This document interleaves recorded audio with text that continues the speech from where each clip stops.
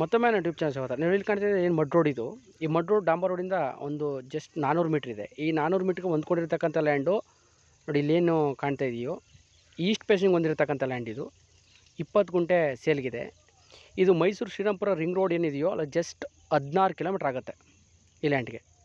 ಅಡಕೆ ಹಾಕಿದ್ದಾರೆ, general property, red ಸಾಲಿಂದ ಕೂಡಿರ್ತಕ್ಕಂಥ property ಇದು.